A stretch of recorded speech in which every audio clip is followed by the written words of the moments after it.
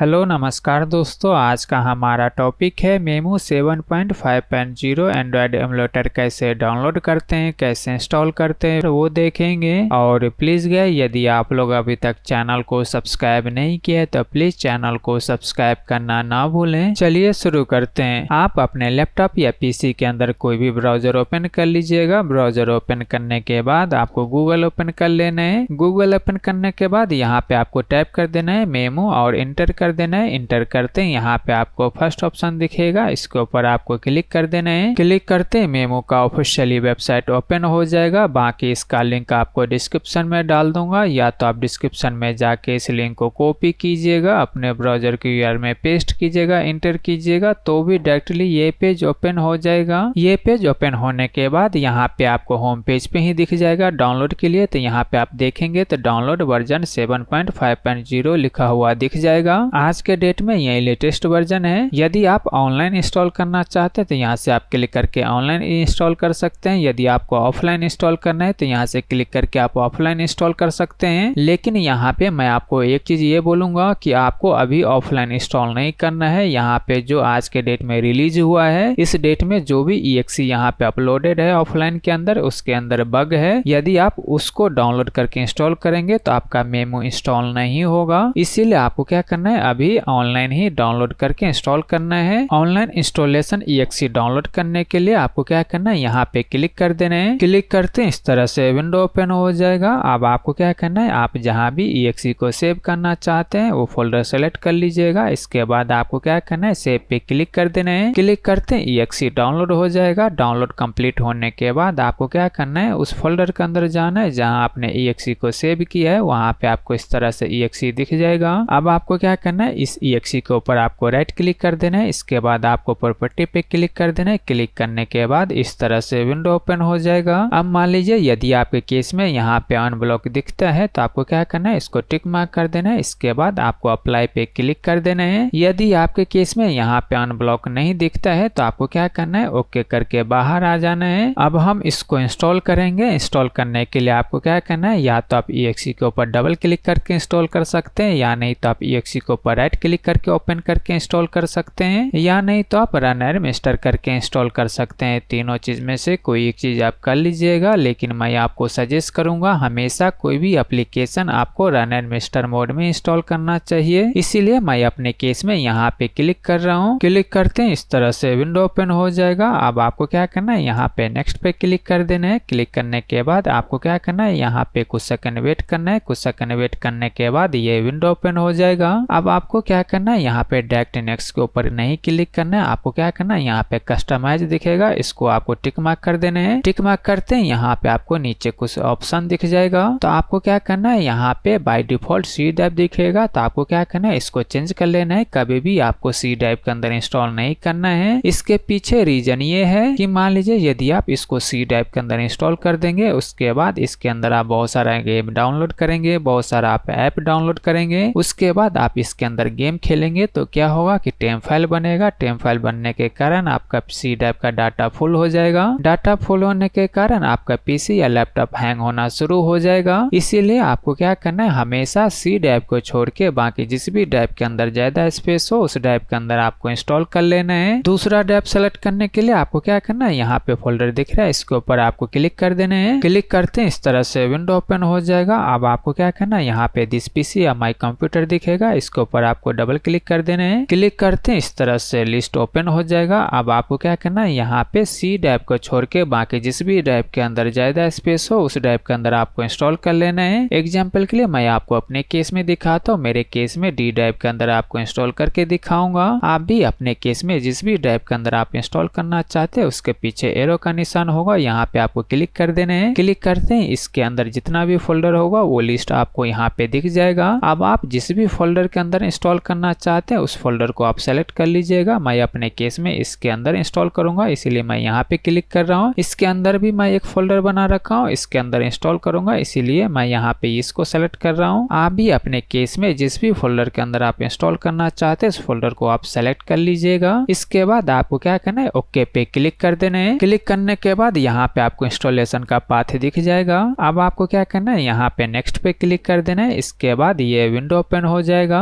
अब आपको क्या करना है, यहाँ पे एक्सेप्ट पे नहीं क्लिक करना है, आपको क्या करना है, यहाँ पे स्किप ऑल कर दीजिएगा। यदि आप एस्केप पे क्लिक करेंगे तो यहाँ पे आपको बहुत सारा एक्स्ट्रा सॉफ्टवेयर इंस्टॉल हो जाएगा जो काम का नहीं है। इसीलिए हमको क्या करना है, यहाँ पे स्किप ऑल कर देना है। स्किप ऑल करते ही ये विंडो ओपन हो जाएगा। अब आप यहाँ देखेंगे तो यहाँ पे ऑटोमेटिक सारा फाइल डाउनलोड होगा और सारा फाइल इंस्टॉल होगा। तो इस प्रोसेस में कुछ टाइम लग सकता है, तो आपको क्या करना है, यहाँ पे कुछ सेकंड आपको वेट करना है।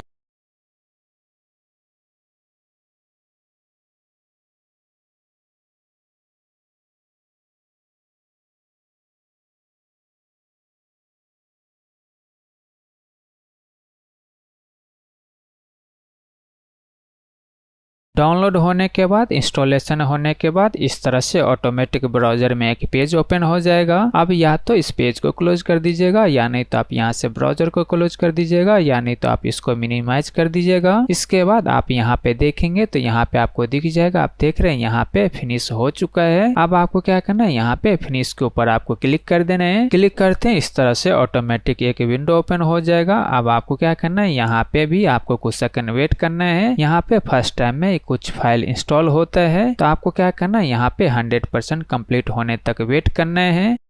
यदि आपके केस में वो 100% कंप्लीट नहीं होता है, कहीं पे भी स्टक हो जाता है, तो स्टक होने के पीछे ये कारण है कि यदि आपके सिस्टम के अंदर VTX इनेबल नहीं होगा तो ही स्टक होगा। इसीलिए आपके केस में यदि स्टक होता है तो आपको क्या करना है, VTX इनेबल कर लेना है। यदि आपको VTX इनेबल करना नहीं आता तो इसकी रिगार्डिंग मैं पहले वीडियो बना के रखा हूँ, इसका लिंक आपको डिस्क्रिप्शन में या नहीं तो आई बटन पे क्लिक करके आप इसको देख लीजिएगा। उसको देख के आप अपने लैपटॉप या PC के अंदर VTX इनेबल कर लीजिएगा। उसके बाद आपके लैपटॉप या पीसी के अंदर यदि ये स्टक होता है या ब्लैंक स्क्रीन आता है तो ये प्रॉब्लम सॉल्व हो जाएगा। इसके बाद ये विंडो ओपन हो जाएगा। अब आपको क्या करना है, यहाँ से इसको क्लोज कर देना है। अब आप यहाँ पे देखेंगे तो यहाँ पे इस तरह से आपको बहुत सारा आइकन मिल जाएगा। इसके बाद यहाँ पे आप देखेंगे तो प्ले स्टोर भी मिलेगा। तो आपको क्या करना है, कोई भी ऐप इंस्टॉल करने से पहले आपको प्ले स्टोर ओपन कर लेना है। प्ले स्टोर ओपन करने के बाद आपको क्या करना है, यहाँ से साइन इन कर लेना है। साइन इन करने के लिए आपको क्या करना है, इसके ऊपर आपको क्लिक कर देना है। इसके बाद ये विंडो ओपन हो जाएगा। अब आपको क्या करना है, यहाँ पे कोई भी जीमेल आईडी डाल देना है जिससे आप लॉगिन करना चाहते हैं। उसके बाद आपको नेक्स्ट पे क्लिक कर देना है। इसके बाद ये विंडो ओपन हो जाएगा। अब आपको क्या करना है, जीमेल आईडी का यहाँ पे आपको पासवर्ड डाल देना है। इसके बाद आपको नेक्स्ट पे क्लिक कर देना है। इसके बाद ये विंडो ओपन हो जाएगा। अब आपको क्या करना है, यहाँ पे इसको डन करना है। इसको डन करते यहाँ पे आपको दिख जाएगा यस आई एम इन। तो आपको क्या करना है, इसके ऊपर आपको क्लिक कर देना है। क्लिक करते हैं इस तरह से विंडो ओपन हो जाएगा। अब आपको क्या करना है, यहाँ पे आई एग्री के ऊपर आपको क्लिक कर देना है। इसके बाद ये विंडो ओपन हो जाएगा। यदि आपको बैकअप चाहिए तो इसको यहाँ पे इनेबल रहने दीजिएगा। यदि आपको बैकअप नहीं चाहिए तो आपको क्या करना है, इसको यहाँ से डिसेबल कर देना है। इसके बाद आपको क्या करना है, यहाँ पे एक्सेप्ट पे क्लिक कर देना है। क्लिक करने के बाद इस तरह से विंडो ओपन हो जाएगा। अब आप यहाँ से कोई भी एंड्रॉयड ऐप डाउनलोड करके इंस्टॉल कर सकते हैं। चाहे आप कोई भी एंड्रॉयड ऐप करना चाहते हो, चाहे कोई भी गेम आप डाउनलोड करना चाहते हो, यहाँ से आप सर्च करके उसको डाउनलोड कर लीजिए, इंस्टॉल कर लीजिए। चलिए मैं अपने केस में यहाँ पे एग्जाम्पल के लिए कोई भी ऐप आपको डाउनलोड करके दिखा देता हूँ। यहाँ पे मैं सर्च कर लेता हूँ, जिसको भी आपको डाउनलोड करना है उस ऐप को यहाँ पे सर्च कर लीजिएगा। सर्च करते ही वो ऐप आपको यहाँ पे दिख जाएगा। उसके बाद आपको क्या करना है, यहाँ पे इंस्टॉल दिखेगा, इसके ऊपर आपको क्लिक कर देना है। क्लिक करते ही वो ऐप डाउनलोड होना शुरू हो जाएगा। ऐसे ही आपके केस में भी डाउनलोड स्टार्ट हो जाएगा।